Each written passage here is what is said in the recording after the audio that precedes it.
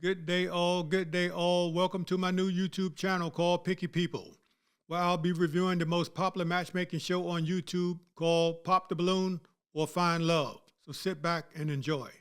Okay, let's go ahead and bring out our next single guy. Hello, welcome in. Thank you. What's your name? Hey, my name's Darnell. Darnell, how old are you? I'm 47. Okay. And now, Darnell, what do you do? But before I get started, let me take my glasses off so the ladies could see my eyes. Right. We don't need no pops on that. Okay. Okay. What I do is I'm a military veteran Nice. Thank you for your service. and a paratrooper airborne. So I went from serving my country to now I do landscaping. So serving the community, making yards look beautiful. Okay. I enjoy doing that. Brother man seemed like he got a lot of energy. I ain't gonna lie. But hey, I thank him for his service because I'm a vet too. And let's see what he's about. You say 46, 47. Nice. Now, what are some things you like to do for fun? Oh man, what do I like to do for fun? I'm a really simple guy. Okay. I enjoy simple things.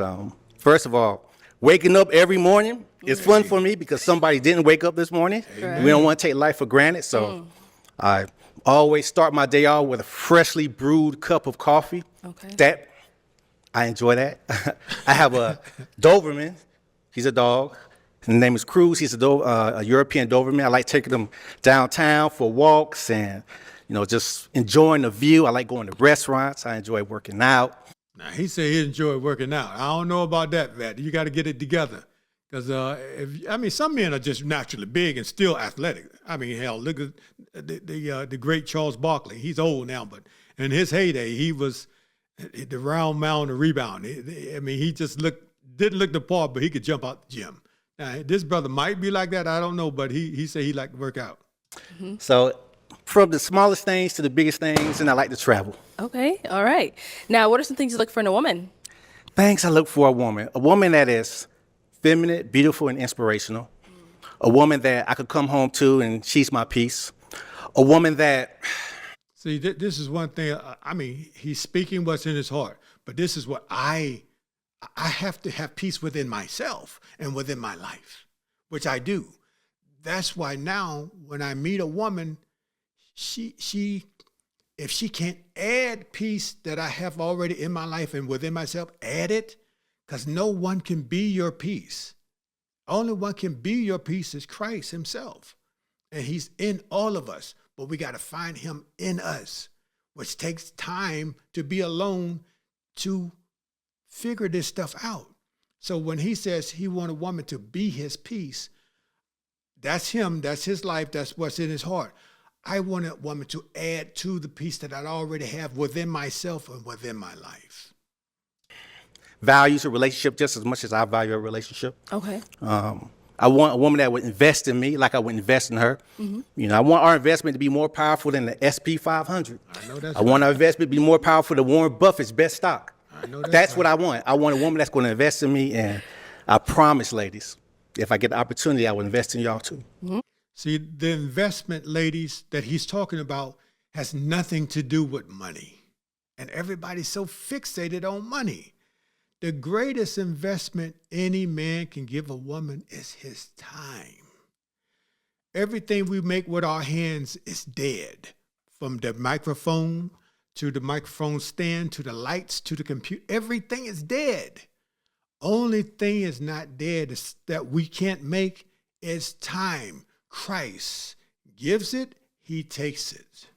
So the biggest investment anybody can make, particularly in this case, a man to a woman, is investing his time. And when it's mutual, that's when we know I say this for myself, when that investment of time is mutual, that's when I know she's serious about me, just like I'm serious about her. I remember the late, great Marvin Gaye sang the song in 1976, I want you to love me the way I want. The song was, I want you to love me, but I want you to want me just like I want you. The only way you can display that is the investment of time. Nothing else matters. It's time, because nobody can create time only but the Creator himself. Whoever's for me. All right. Now, what are some deal breakers? Some deal breakers. Well, there was a commercial back in the day, the Marlboro man, they still smoke, Okay. So I don't want a Marlboro woman. I don't want a Newport woman. I don't want a Virginia Slims woman. I know that's I want, so smoking cigarettes. I don't want the house smelling like cigarettes or my car smelling like cigarettes. Okay. So that's something that I don't want. They smoke weed, whatever, people do that. Don't really care about that. But the cigarettes.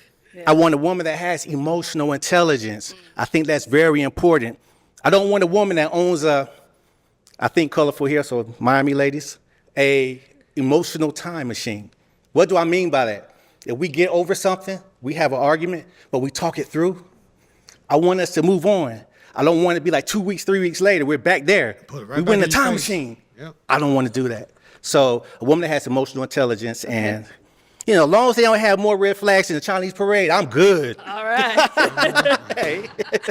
Okay, so we did get a few pops. That's okay. Let's go on over there and see why they ended up popping. Let's start here with your name Yes, and ma'am. age and why you ended up popping your balloon. I'm Katrina and I'm 46. Hey, Katrina, how you doing? Good. I love your energy. You're just so bubbly. I'm not gonna lie, I love it. But you're just too big for me. Okay. But other than that, I love the energy. Yes, ma'am. Yes, ma'am. All right, now is Katrina someone that's your type? Oh, absolutely. If I was in the grocery store, you would catch my eye. I mean, you would. I'll take a Thank second you. look. So by that initial, yeah, you're absolutely my type. Thank you. Thank you. We got another. Oh, okay, right here. That was a quiet pop. All right, your name and age and why you ended up popping your balloon. Hi, I'm Janice. I'm 40. I ended up popping my balloon. I do like your energy. I think you're very vibrant.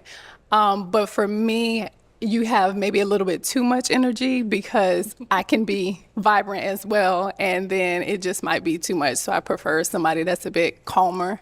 Okay. And that can also calm my energy down because sometimes I can go real hard.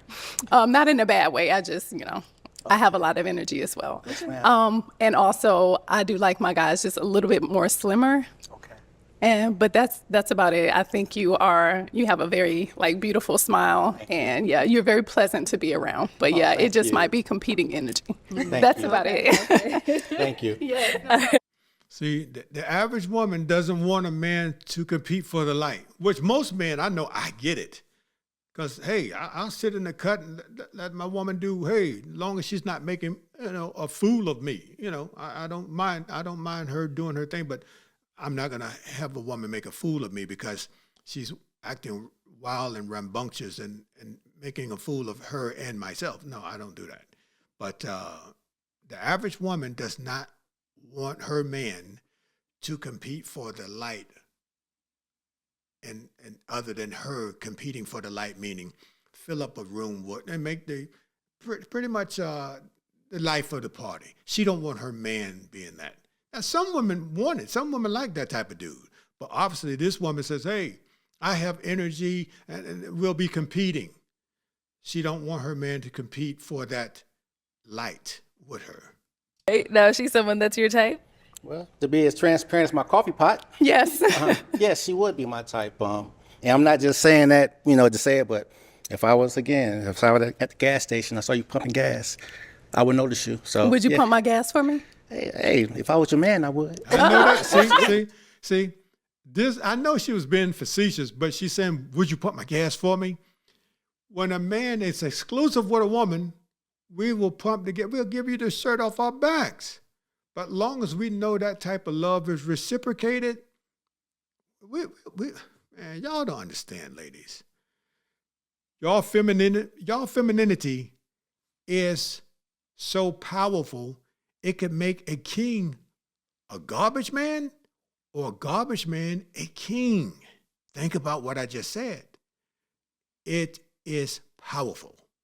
And once you step out of it and get away from it, you become powerless. Fair enough. I love it. Thank you. Thank you. We got another pop over here. Your name and age and why you ended up popping your balloon. My name is Phoenix Lemon. I'm 48, and thank you for your service. I popped my balloon because of the Doberman. I'm not an animal. Okay. I got allergies and try to be poor and that. But everything you said, the values, the belief system, I agree with wholeheartedly, and you look very, very nice. Oh, thank you so much. Thank you. All right. Now, is Phoenix someone that's your type? She's attractive, so yes, I know I sound like a dead horse, but she's attractive, and I would definitely approach you, be like, "Hey, my name's Darnell. How are you?" And I would try. So yes, absolutely. And you have a good energy about you. Thank you. You really do. So thank you. Thank you. Cute. Now we got one more down here. Your name and age and why you ended up popping your balloon. Hi, my name is Kathleen, and I'm 40. Hi. I ended up popping because you're not really my type. You're bubbly. Your energy is everything, and it's just I don't feel anything for you. Okay. So that's pretty much it. Okay. See, this brother here, I can tell he's a good man. Look at his smile. He's bubbly, got the energy. Most ladies would call him the big teddy bear. She, on the other hand, I'm thinking out loud here. She can feel the God in him, and she don't want nothing to do with it. Trust me. I've been in that situation before. She can feel that God or the goodness in him, and she don't want nothing to do with it, which is a good thing because it's saving him time, energy, effort, everything. She's doing him a favor. But I've been in situations before where women, oh, you're different. I'm not a thug. I'm not loud and crazy and cocky. I'm a humble man, a mere mortal, mundane man. That's all I am. But I've been in situations where women can feel some goodness in me, and they don't want nothing to do with it, which is a good thing because it saves us time, energy, effort, money, all kind of stuff. And that's what I think that's what's going on here. So when she said, I have no feelings for you, she feels the goodness in this brother here. And she's afraid of it. That's what it is. Alrighty. Now, is Kathleen someone that's your type? No, she's not really my type as far as just initial attraction, but she seems like just how she answered the question. She wasn't disrespectful, and she seems like she's a quality woman, but she's just not my type. It's kind of like this. You know how we drive cars? Some people like a Mercedes, some people like a Lexus. The Mercedes is beautiful, but I prefer a Lexus. So that's how it is. Okay, you're a Mercedes girl. All right, let's head on back. Okay, so we do have 4 balloons left unpopped. I'm going to go ahead and have you ask the remaining ladies a question to help you narrow it down. Okay. I'm big on childhood upbringing, and I think that develops helps develop your character. So it's a 2-part question. How would you describe your childhood, and what is a fond memory that you had of your childhood? Wow. That's a deep question because I've come to realize, I was blessed. I'm the youngest of 11. I had this huge family, mom and dad in the house. So as I was growing up and as I became a man, I realized everybody don't have that. A big family with mom and dad in that house. Everybody doesn't have that. So I'm anxious to see what goes on this panel, how they answer that. Okay. All right. Let's start right over here. Your name and age and the answer to this question. Them balloons going off, man. They're going off. So evidently, as my mom would say, hey, you're stepping in some hot cotton. You asked the question that's a touchy-feely subject. My name is Risa, and I'm 43 years old. I was in foster care growing up. Wow. And my mom died when I was 10. Wow. And she was brutally murdered, and my father just died earlier this year. Gosh, out of all the questions, I wasn't.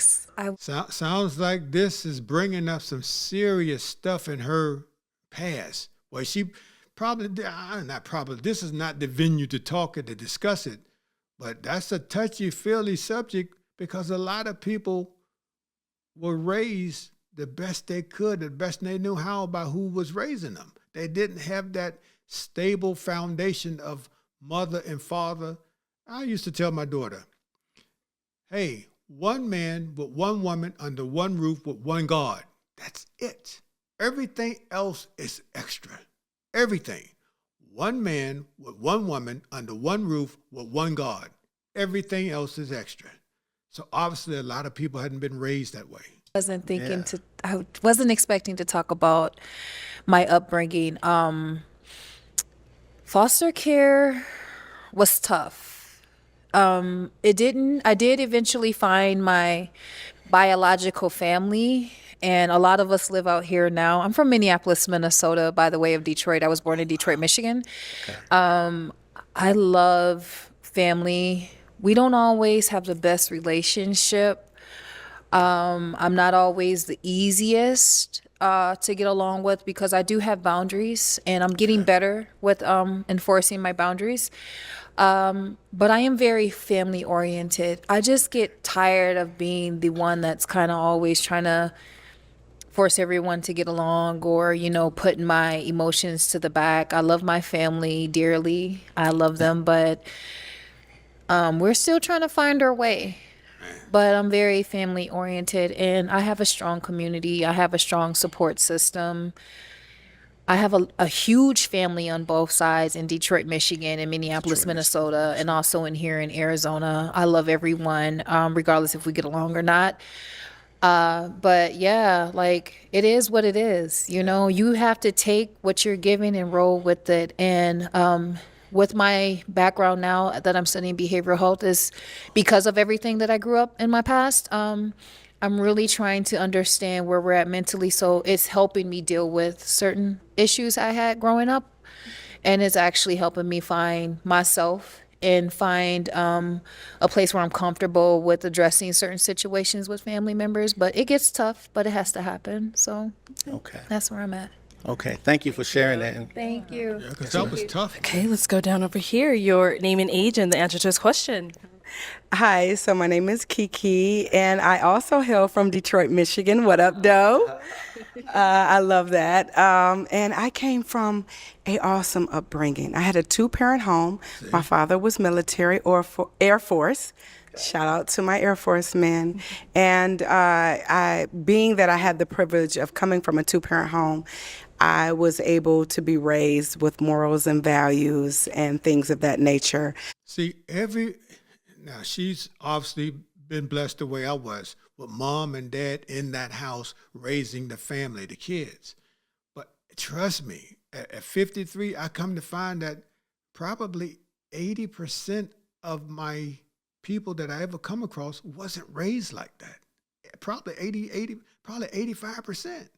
My mother ran the household. My father was the leader, the provider. Yes. So that's what I leaned to. And I had an awesome upbringing. Okay. Nice. So like I couldn't ask for anything more other than to have a partner who had similar values. My parents always told me to find someone who was equally yoked. So that is very important to me. And I was excited that you asked that question. All right. And then we did get two pops down here. Let's start here with your name and age and why you ended up popping your balloon. My name is Regina. I'm 37. Nice to meet you.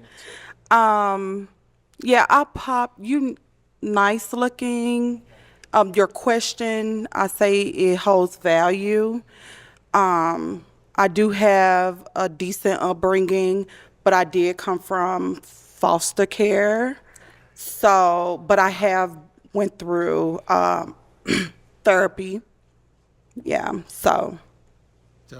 So I can tell she's getting emotional, man. That was a powerful question. A lot of people, it brings up a lot of stuff that you don't want to be brought up, because if you got past it mentally and spiritually and physically, obviously gotten past it, it can come up with the wrong question or somebody trying to, ask a question that he knows nothing about.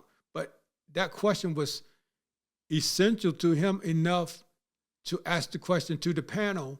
But it's a touchy-feely question because a lot of people wasn't raised like that young lady who just said she's had a great upbringing and mom and dad in the family. A lot of people have not been raised that way. Just trust me. Yeah. Okay. All right. And then so did you pop your balloon because of the question he asked, or? I wouldn't say the question he asked per se, because I'm healed from my past. I'm 37, right? That's, 20 some years ago. Okay. But yeah, I'm 37. So it wasn't more so popping my balloon for his question. Not so physically on the initial attraction. Let me say that. Okay. Yeah. Got it. So I want to be like the butterflies. And when I first see that person and it's like, oh, that's my man. See, she want the Disney effect. And that Disney effect is affecting a lot of people. Life is not Disney. It's greater than Disney because it's authentic. And my man. Yeah, but yeah. Okay. Got it. Now, is she someone that's your type? I'm going to say no. And the reason I'm going to say no, if I had to think about it, then, Of course. But, as far as, what she just said and everything and your upbringing and whatnot, you do have a good, vibrant energy about Thank you.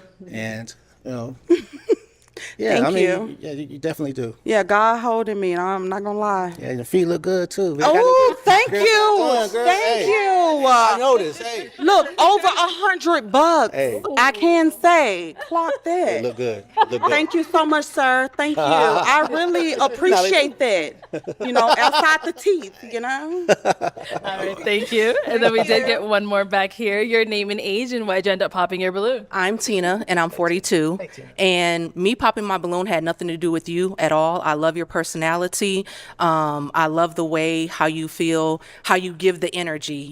It's like you feel as though you give me the same energy that I give you, plus some. And I really like that about you. The reason why I popped my balloon was because of the question. That question is very deep for me because my upbringing was not good. See, she's on point. This is not the venue to discuss something that could have been so dramatic and tragic to individuals, because no one knows where you come from and how you was raised. Everybody's grown here. And I had a lot of difficult times in my upbringing. Even though I did have some great times, those bad times overshadowed that. So that's very deep for me. And I feel as though it's not a question that I would avoid being in a relationship with someone. I would definitely go into that, because you got to know who you with, you know what I mean? So, but as far as in this setting, that was just a little bit too deep for me as of right now, if you can understand that. Yeah. Yeah, I understand that, and I accept the premise of how you feel, and your feeling is valid, and I take that and everything. And ask if would she be my type? No, she wouldn't really be my type, but I think that you are gorgeous. Thank you. It's the same thing about the car analogy. I might like a Mercedes, and you might be a Mercedes, but I might want a neon Dodge. Who knows? So yeah. Okay. And I like that red. Oh, thank you. That pop, add some pop. Thank you. I appreciate it. Thank you. Let's get on back. All right. Let's go ahead and Brother man, bringing the energy though. I know that much. ask these ladies another question. Oh man. Okay. Another question. Ladies, would you consider yourself a affectionate type woman? I'm a very affectionate type man. I like to hug. If I'm driving the car, my left hand may be on the steering wheel. My right hand might be rubbing your legs. Let's say you're in the kitchen. I might reach up behind you, give you a kiss on the neck. Or hell, you might be walking, might slap your ass. That's my woman. So, are you a affectionate type woman? Okay, we'll start there and come back this way. That's a good question. That's a great question, because the world has beaten the femininity out of women. I'm going to just speak from my own experience. The world has beaten the femininity out of women so much, they're not affectionate. They're not affectionate. They think having sex is it's a form of affection, sex, but that's sex is a sideshow to real affection. Sex is the sideshow to it. But I'm talking about real affection. I think, this is just me thinking out loud, I think the world has beaten femininity out of women so much, they have lost touch with their feminine powers, which shows the ultimate affection, which makes a man become like superhero. I don't see a lot of affectionate women. Now, I've seen women, because I've been a part of the reciprocal of it, of women giving you their bodies, but they won't give you their heart or their mind because they have lost something inside of them to have them connected to understand that, hey, when the man receives your heart, everything else will follow. It's the reciprocal. They'll give me the body, but not the heart. And I want the reciprocal. I want the heart first, and the body will follow. Hi, thank you for that question. Not only am I affectionate, I am spontaneous. So that is a deal breaker for me. I want you to touch me, grab me, love me, hug me, all the above. Like you got to keep your hands on me or else, you know what I'm saying, somebody else will. Okay. I'll do it. Like it.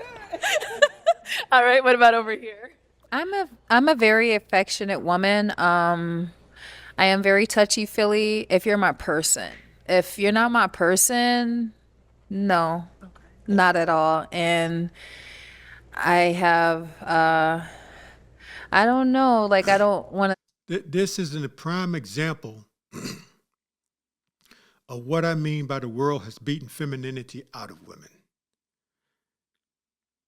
I'm very assiduous when a woman, or when anybody talks to me, but particularly when a woman, I keep hearing women say, my person, my partner.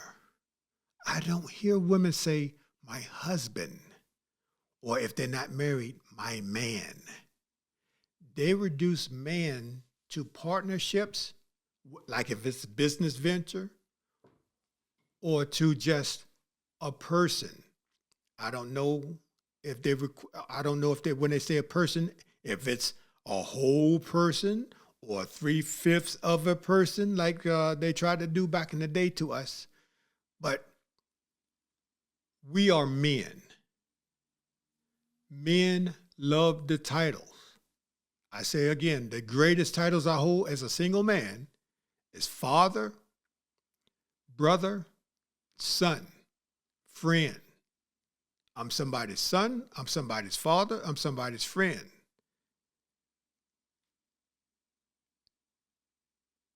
I mean, she says, my person. That's, to me, following a trend by the world where they're reducing men to my person or my partner. I rarely hear women say, my husband or my man. And that's, I mean, words mean something. Words mean a lot. So if the ladies can not allow the world to beat all of these things out of them, it will be greatly appreciated and we will start to see change. But change starts with every individual person, and including myself, the man in the mirror. And I do not shy away from that accountability. I just don't do it. I say that I'm like, but I'm like back out of my space. If you're not my person, See? You're not my person, and you're not my person. I'm sorry. Okay. She just, So what made you? she just did him a favor. One's rejection is God's protection. I say again, one's rejection is God's protection. So the superpower we have as men is to put on the armor so that we can, because we're built for it. We can go through that rejection and that becomes our superpower, not along with the masculinity that we possess. I.e., the woman's superpower is her femininity and her ability to articulate what's in her heart. Most women speak very clearly and very articulately of how they feel versus what they think. They can express and articulate feeling over what they think very, very easily. So her saying that he's not her person is doing him a favor. You say he's not your person. I'm just not feeling the whole, like, I don't know. Okay.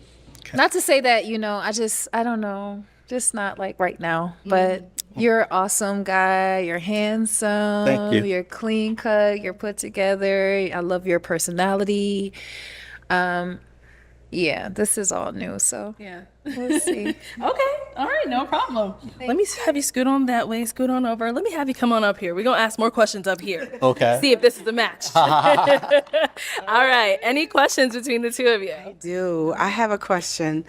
Do you have any kids, and how many? I don't have any kids. I just have a dog. See, this brother, 47 years old. He's a veteran, so I'm assuming he's been out of the United States, around the world, somewhere deployed or training or whatever. But he's 47, no kids. The average man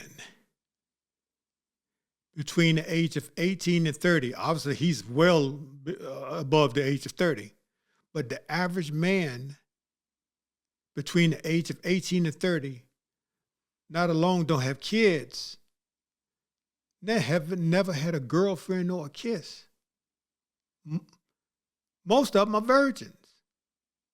Now, I don't know this brother situation. Is he a divorcee or what? I don't know. He could be. I don't know. But he has no children. He just said it. So, in my experience, I've been well versed in a lot of stuff. Been around the world 7 times. By the time a woman is 25, she has probably had enough life experiences of a man that's 50 or 55. Just the way it is. So, in saying that, we do not live the life of a woman because we have to work to prove that we are worthy and can provide, protect, and cover.